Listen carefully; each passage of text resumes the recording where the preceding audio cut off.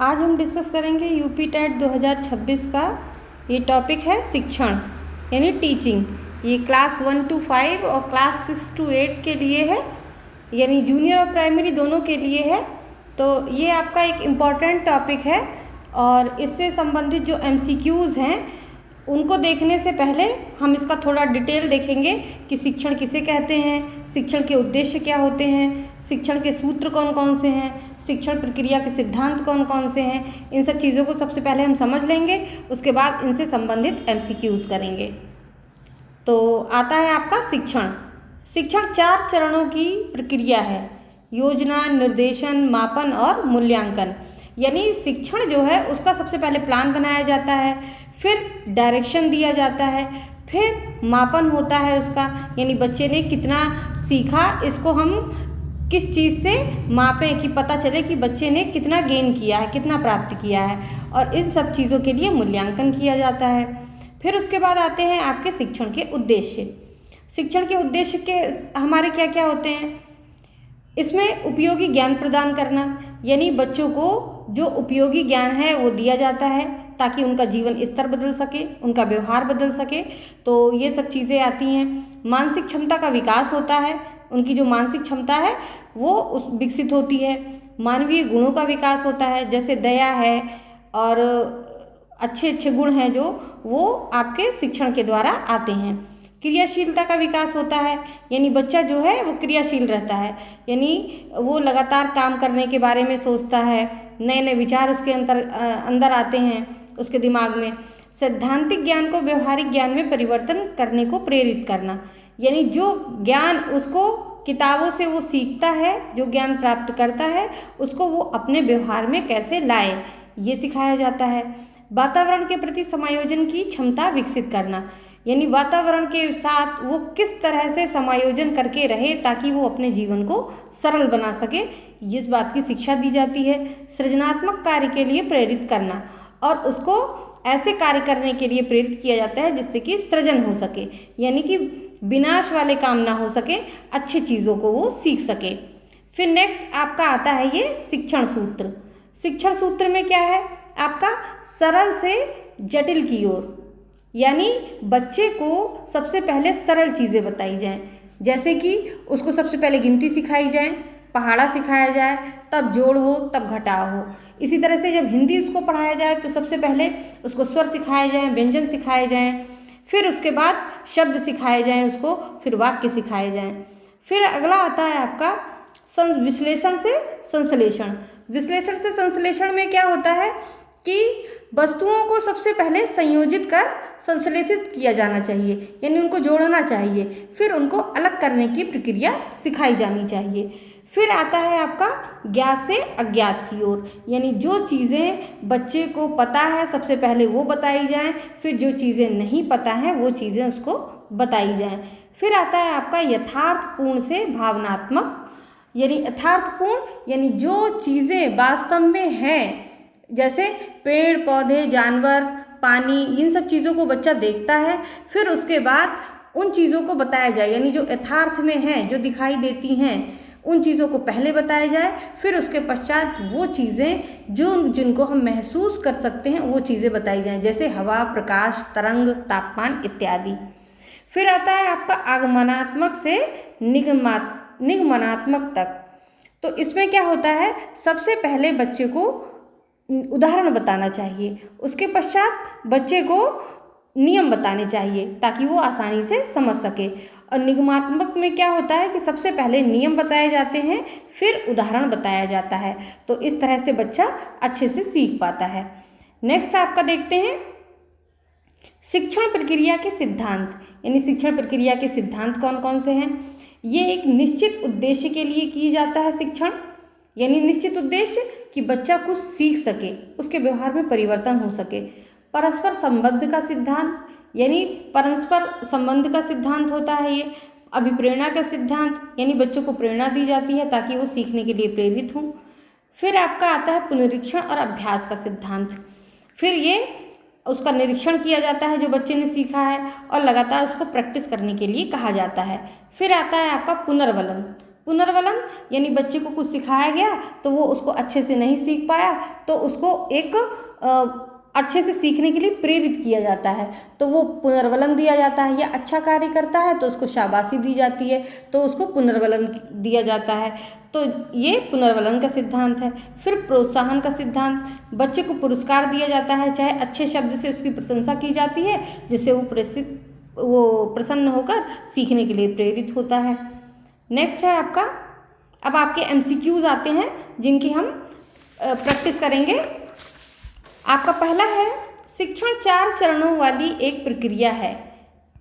योजना, निर्देश, मापन तथा मूल्यांकन।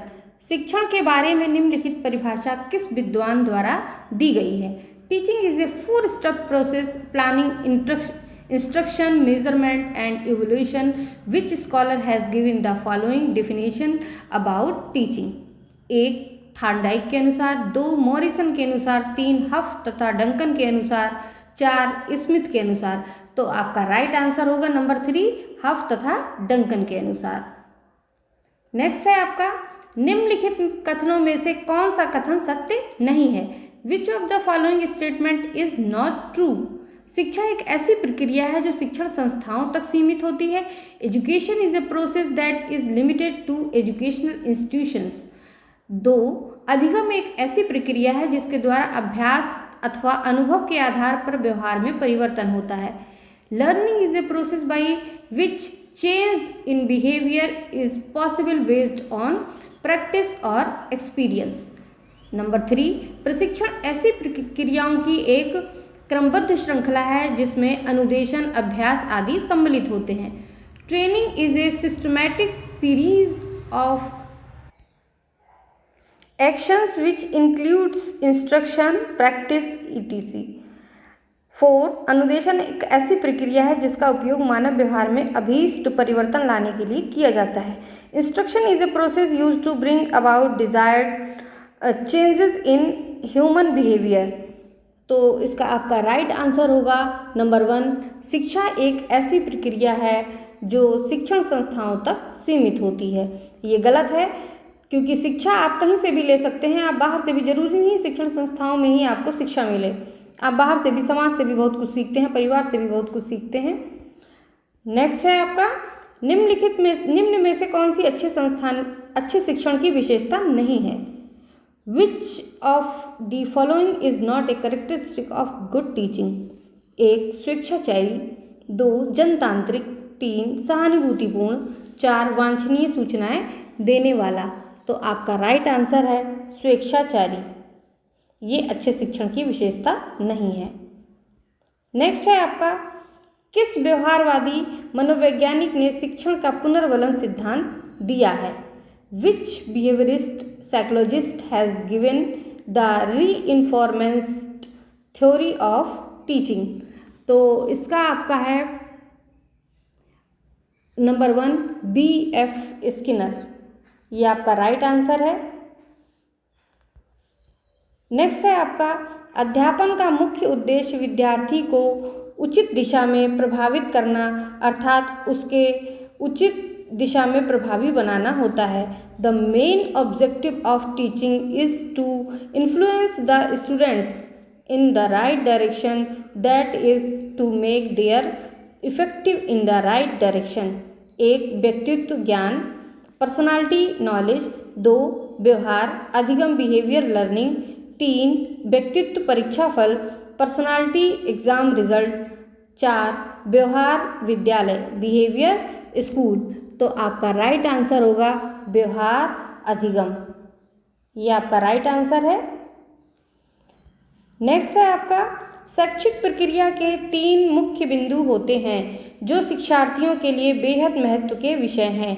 वे हैं, there are 3 main points of educational process which are subjects of great importance for the learners. They are 1 उद्देश्य, 2 अधिगम अनुभव क्रियाएं, 3 विद्यार्थी का मूल्य निर्धारण करना, 4 ये सभी।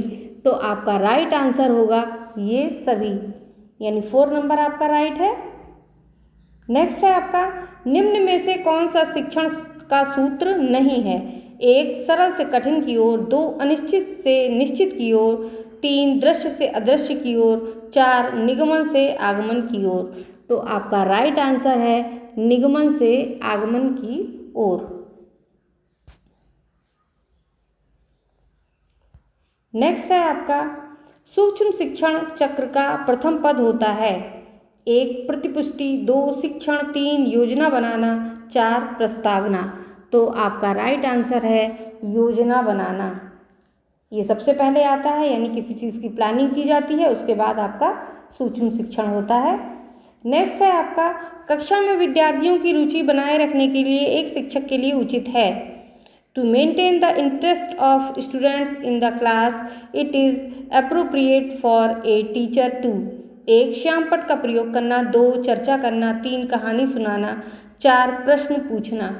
तो आपका राइट आंसर होगा प्रश्न पूछना, आस्क क्वेश्चंस। नेक्स्ट है आपका अपने विद्यार्थियों के लिए एक शिक्षक में अच्छी जानकारी होनी चाहिए। A teacher should have good knowledge of their students. 1 बाल मनोविज्ञान की, 2 बच्चों को समझने की प्रवृत्ति की, 3 विषय वस्तु के प्रति विद्यार्थियों के मत की, 4 उपरोक्त सभी। तो आपका राइट आंसर होगा उपरोक्त सभी। आपका 4 नंबर है राइट। नेक्स्ट है आपका एक अभिभावक आपसे विद्यालय में मिलने के लिए कभी नहीं आता है। आप a parent never comes to see you at school, you will 1 बच्चे की उपेक्षा करेंगे, 2 अभिभावक को लिखेंगे, 3 आप स्वयं उनसे मिलने जाएंगे, 4 बच्चे को दंड देना शुरू करेंगे। तो आपका राइट आंसर है आप स्वयं उनसे मिलने जाएंगे। नंबर 3 आपका राइट आंसर है। नेक्स्ट है जिन विद्यालयों में समेकित शिक्षा दी जाती है उसके शिक्षकों को किस क्षेत्र विशेष में प्रशिक्षित करना चाहिए। In school where integrated inclusive education is imparted, in which specific area should its teachers be trained। 1 विशेष आवश्यकता वाले बच्चों की पहचान और शिक्षण, 2 व्याख्यान विधि द्वारा शिक्षण, 3 क्रियात्मकता के साथ शिक्षण, 4 उपरोक्त में से कोई नहीं, none of the above। तो आपका राइट आंसर होगा आप विशेष आवश्यकता वाले बच्चों की पहचान और शिक्षण। नंबर 1 आपका राइट आंसर है। नेक्स्ट है आधुनिक शिक्षण अधिगम प्रक्रिया में शिक्षक की भूमिका। In the modern teaching learning process the role of the teacher is 1 सीखने हेतु एक अच्छे सुलभकर्ता की, a good facilitator for learning, 2 बच्चों को गणित विज्ञान और भाषा सिखाने की, 3 बच्चों को मूल्य आधारित शिक्षा देने की, 4 बच्चों को सभी कुछ पढ़ाने की। तो आपका राइट आंसर होगा सीखने हेतु एक अच्छे सुलभकर्ता की, यानी गुड फैसिलिटेटर होना चाहिए। इसका आपका राइट आंसर 1 है। नेक्स्ट है आपका उदाहरण, निरीक्षण, विश्लेषण, वर्गीकरण, नियमीकरण निम्नलिखित में से किस विधि के सोपान हैं। Examples: observations, analysis, classification and generalization are the step of which of the following methods? 1 निगमन विधि डिडक्टिव मेथड, 2 आगमन विधि इंडक्टिव मेथड, 3 अंतर्दर्शन विधि इंट्रोस्पेक्शन मेथड, 4 बहिर्दर्शन विधि एक्सट्रोस्पेक्शन ऑब्जर्वेशन मेथड। तो इसका आपका राइट आंसर होगा आगमन विधि। 2 नंबर आपका राइट आंसर है इंडक्टिव मेथड। नेक्स्ट है सूक्ष्म शिक्षण चक्र में निम्नलिखित में से क्या सम्मिलित नहीं है। Which of the following is not included in the micro teaching cycle. 1 पृष्ठपोषण, 2 पुनः शिक्षण, 3 पाठ नियोजन, 4 सामाजिक अंतःक्रिया। तो आपका राइट आंसर होगा सामाजिक अंतःक्रिया।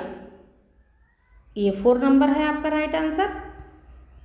नेक्स्ट है निम्न में से कौन सा शिक्षण कुशलता से संबंधित है। Which of the following is related to teaching skill. 1 श्यामपट्ट पर लिखना, writing on the black board, 2 प्रश्नों को हल करना, सॉल्विंग क्वेश्चंस, 3 प्रश्न पूछना, आस्किंग क्वेश्चंस, 4 ये सभी, ऑल ऑफ दीज। तो इसका राइट आंसर होगा ये सभी। नेक्स्ट है विषय वस्तु से संबंधित नियम से पहले उदाहरण प्रस्तुत करना किस पद्धति की विशेषता है? Presenting examples before rules related to the subject matter is a characteristic of which method?